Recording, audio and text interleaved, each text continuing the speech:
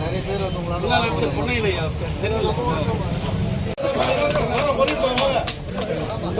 இல்லை.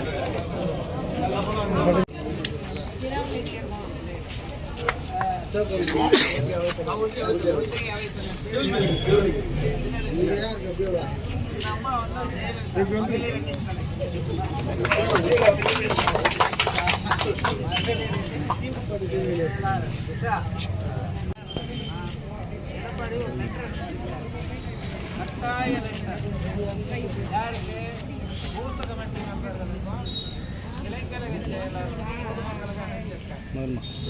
உங்களுக்கு அதை நாங்கள் நோட்டீஸ் அடித்து எல்லாருக்கும் உங்களுக்கும் எல்லாருக்கும் அவர்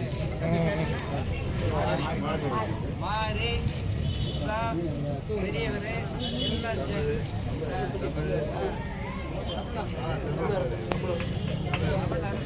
முன்னணி தலைவர் என்ன வந்தாலும் அவர்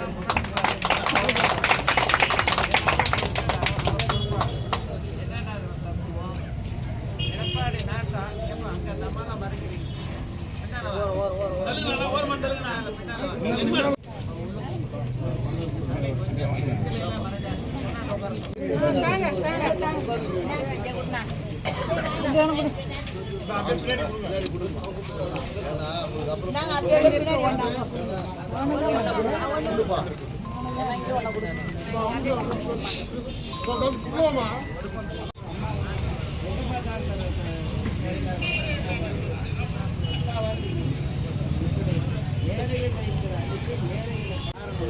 எடப்பாடி மீண்டும் முதலமைச்சராக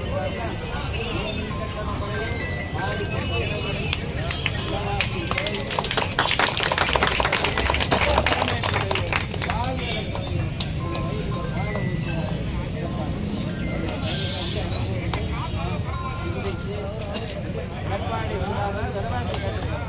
விலைவாசி வந்தாதான் ஏழைகள் வந்து பால் கிடைக்கும். விலைவாசி வந்தால் எடப்பாடி வந்தாதான் விலைவாசி வந்து நல்லதும் கிடைக்கும். எட்டை இலையாக்கி கோட்டையில் வரும்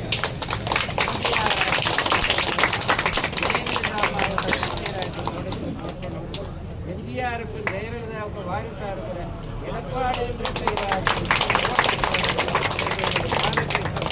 நாங்கள் எல்லோரும் அறிவோடு வேண்டுகிறோம்.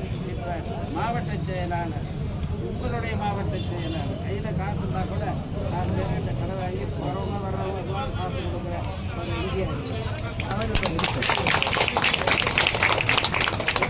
அறியாமலும் எல்லோருடைய இல்லங்களும் உள்ளங்களும் வாழ்ந்து கொண்டிருக்கின்ற நம்ம யாழாய்க்கு பொன்மாத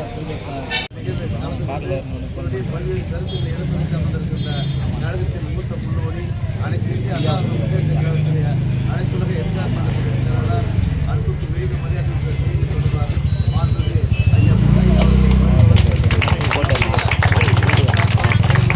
ஐயா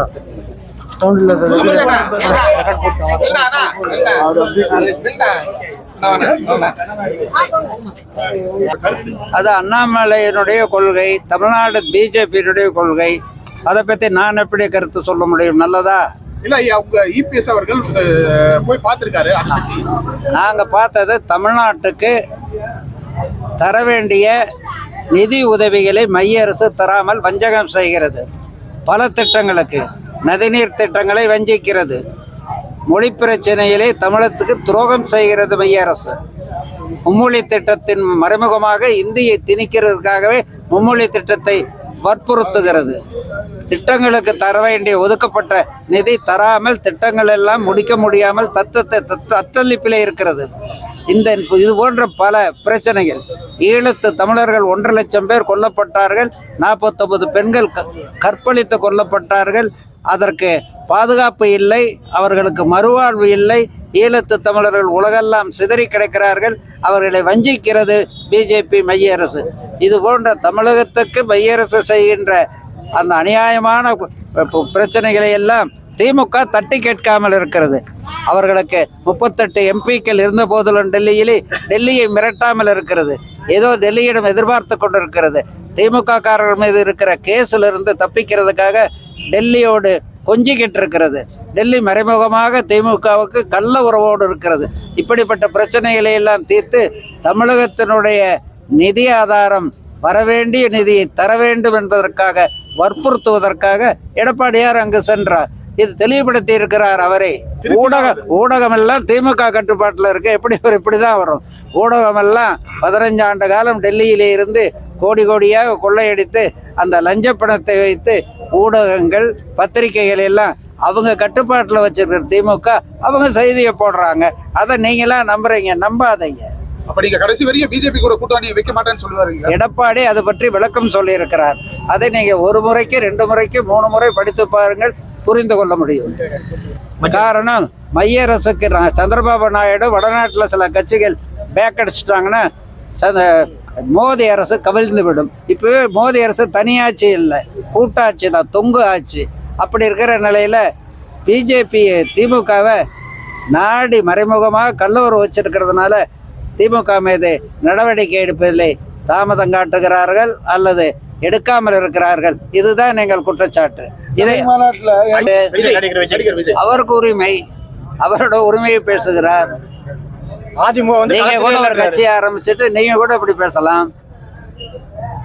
போடுறதுக்கு தான் பத்திரிக்கை, உங்க மாதிரி பத்திரிக்கை இருக்கிறதுனால, மீடியா இருக்கிறதுனால என்ன வேணாலும். விஜயோட பொதுச்செயலாளர் அது அவருடைய கற்பனையா அல்லது சிந்தனையா அவரை கேளுங்கள், எங்களுக்கு தெரியாது.